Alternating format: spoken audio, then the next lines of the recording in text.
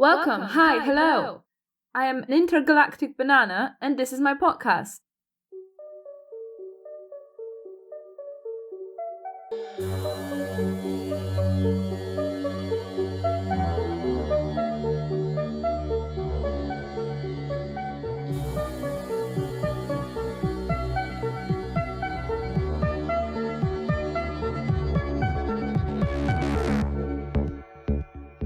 In today's episode, we will be discussing on differences in morality, ethics, and human perception. So if you want to know how to talk to your friends, no matter what their worldview is, stay with me and I will try to take you one step closer to the eternal bliss of mutual respect, love, and understanding. So before I proceed with the episode, I would like to kind of explain why I am trying to make the podcast. I often feel like I have things to say, or I have my own world, as we all do, and I have been looking for an outlet for it. And I actually draw since I was a kid. And I could never kind of find my own thing within art. And so I tried and I kind of succeeded, but it never felt right. And I think also I have so many different hobbies that like kind of focusing only on one feels always limiting. And I think this podcast is gonna be, or actually has been already, my universe. Finally, it's finally something that I can build on my own and show you how my world looks like from my perspective. And it's gonna be like combination and kind of experimental thing for me. And it will be a mixture of different episodes. Like, I hope to have some interviews with people.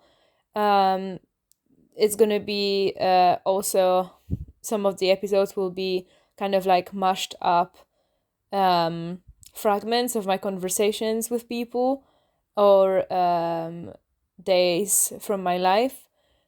So some of them will be more artsy, and some of them will be like this one, which is very rational and very theoretical.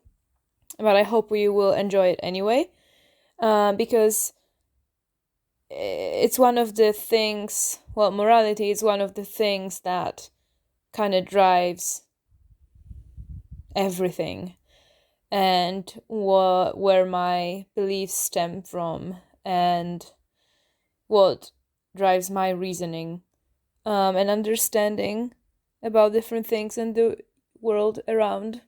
So yeah, I hope that you're gonna stay with me, and I hope to do the podcast every 2 weeks. So yeah, stay tuned, and I hope you will enjoy it as much as I am enjoying making it. So first of all, what is morality? There is certain misunderstanding on how morality works, where it comes from, and Hyde, in his brilliant book called The Righteous Mind, says that morality varies by culture, and in Western societies, morality focuses around an individual and personal freedom, while in Eastern cultures, it tends to focus around the community, and therefore it's sociocentric. Hyde argues that morality comes from both a mix of biological and evolutionary traits of human beings and social learning and conditioning. However, there are different theories that previously existed, and these are nativist, which says that morality is native to our minds, empiricist, which says that morality comes from nurture only, and rationalist, which assumes that morality stems from logical reasoning alone and that emotions should not be dictators of moral reasoning. I think Jonathan Haidt, in his book, combines all of these theories, proposing how we can interact with each other more effectively and how we can gain mutual respect and understanding, especially towards those with opinions different than ours. Haidt also says that we have gut feelings, and the gut feelings cannot be simply omitted when deciding on what we are going to do and how we are going to think about something. And I think it would be foolish to do so. Jonathan Haidt says that the gut feelings that we have actually drive moral reasoning, not the other way around. He points out something very important, that reasoning is a consequence of often irrational, previously conditioned gut feelings that we cannot control. So very often you would feel that something is wrong or inappropriate to do, but you couldn't really pinpoint why is it. And the only rational explanation would be because this is how it is. And very often we hold different values and viewpoints that we can only justify by saying this is how the state of things should be. But who says it? Who said that it should be that way? We assign moral judgments to actions and thoughts that we have about the reality. And very often we forget that we actually have been influenced by everything around us.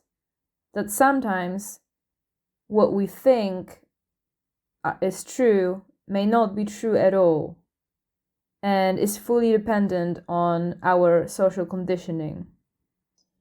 There is another theory by Sam Harris, which he talks about in his TED Talk about the moral landscape. And I think it's kind of rationalist approach. And so he says that morality is not beyond science, and it is in fact based on facts and universal truths. I think it's very controversial because, it's an ongoing conversation. Are there universal truths or is it all relative? I've been always kind of relativist person, but I find this theory interesting. And Sam Harris says that conscious creatures can actually distinguish between good and evil. And yes, it does depend on cultural norms to some extent, but he argues that universal morality, that there is universal morality, and that there is universal context of good and bad for all living creatures. This may seem like it's neglecting what Haidt proposes, but this actually does not neglect it at all, because Haidt merely explains the mechanisms of human morality. He does not argue about what is good or what is bad at all. Sam Harris also says something I agree with, that, understanding of how morality works allows for deeper connections, respect towards another creatures, ability to discuss effectively, and pairing up with people of opposing views in search for the ultimate truth, and doing it together. It also results in way more compassion towards another human being, less judgment and empathy. Jordan Peterson has another approach to morality. He says that it is impossible, actually, to base morality in science. It is in fact based on stories, such as religious stories and, books and scripts, and that we actually should source from these when we are formulating our own morality. He argues that morality cannot be extracted from facts, and it's not based in science. and that this is merely another moral judgment, as objects do not have their value in themselves, but the value of anything depends on the context and social attitudes towards it. So he criticizes Sam Harris's point of view. To illustrate how moral reasoning is actually illogical, as Hyde points out, he created harmless taboo violation stories. So the first story is about a guy who buys a chicken in a supermarket every week in order to prepare it and eat it. But before he prepares it, he has an intercourse with it. Another story is about a family and their dog, and the dog got hit by a car and died. And so the family wants to eat it because they've heard that dog is delicious. And so they prepare it and they eat it. And no one saw it. And the third story is about a brother and sister that are deeply in love with each other. And, they've been raised together. They respect one another and they want to have sex, to make love, to see how it is. And it's all consensual. And they use a lot of different types of protection. And they have it and they just decide that it was great, but it's not for them. And so I assume that all these stories gave you probably a weird feeling of, being wrong. And you can't really pinpoint why the things in those stories were wrong. And that shows you how our primal gut feelings are totally illogical, or can be totally illogical. Because if you don't have justification for something which is logical, that means there is no logic to it, right? Like, if you think about it, in none of these stories, like, no one hurt anyone or themselves. There is no reason on a logical level why anyone did anything wrong. And therefore Hyde presents his theory of an elephant rider, where the rider is a logical decision maker in our heads, and the elephant is a reactive part of ourselves who is supposed to listen to the rider, right? However, this is only an illusion. And elephant is actually preconditioned and in full control over the rider. So it's kind of like on a conscious level, we know what we're doing or supposed to be doing or want to do. But our subconscious side is actually has actually a final say in it. And it's influenced by things that we are not aware of necessarily. The riders actually evolved, as Hyde argue, to serve the elephant, not the other way around.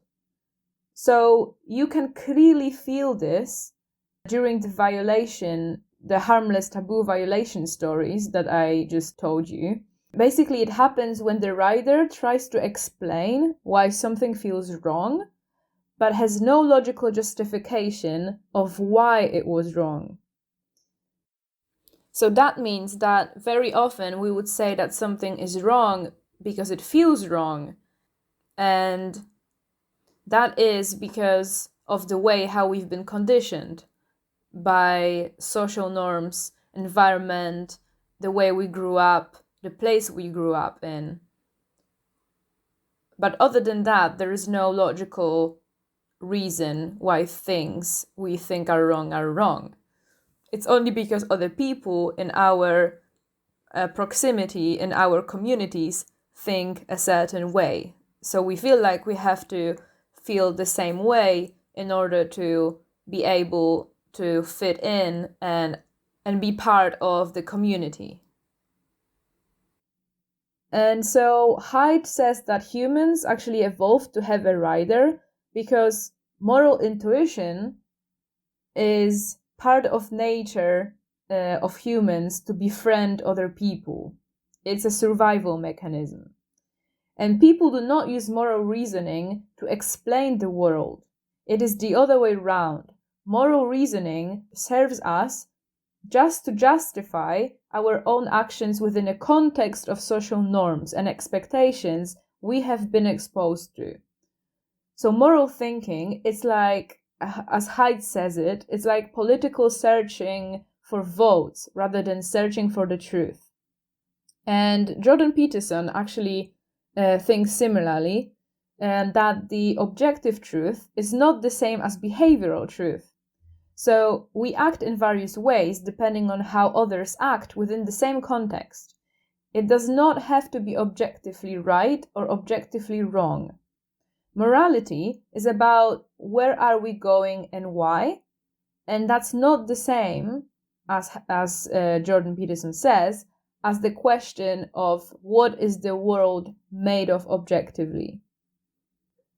So Haidt says that the elephant inside of us leans always a little bit toward left or right side, trying to make up its own mind of how to reply to various situations and to what other people say to us based on our past experiences and social conditioning, different biases that we have inside. And therefore, it's searching for justification of our reasoning and how not to be actually vulnerable, instead of listening carefully of what the other person is saying and logically processing the information. However, he says that intuitions actually can be shaped by reasoning sometimes. And it happens especially through engaging in friendly conversations and relatable stories. So that leads us to a second part of the conversation, which is how to effectively talk to other people, and especially those with different opinions than ours. And Haidt proposes that we have to talk to their elephants, of course. And how do we do that? First of all, we listen. We ask questions. We probe for information. We try not to assume stuff before we hear them. We empathize. We are trying to be open to changing our own minds about something at all times. You have to be ready to be wrong. You have to try to see both sides, weigh arguments together with the other person. Try to seek for an answer, not what would make you look good in the eyes of other people. You have to understand that you might be as much right or wrong as the other person is, depending on who they are and how they grew up. But also it can depend on their brain chemistry. Because essentially it doesn't really matter what the ultimate truth is from that point of view. What you have to understand is that for someone else, their point of view is as right to them as your point of view is right to you, even if it's a matter of life and death. And because of morality is something separate than ultimate truths about anything, you can't judge people by their opinions. And you can't judge because everything can be very much irrational. So even if someone isn't necessarily right about something, they still have to have your respect when it comes to their opinions. Just because they actually reasoned somehow or were conditioned before to believe in it, and it's not their fault or doing. And when you understand that, first of all, I think life is way easier because I can see that other people, it's not their fault if they think or do something which is, well, let's say according to some Harris, objectively wrong. Um,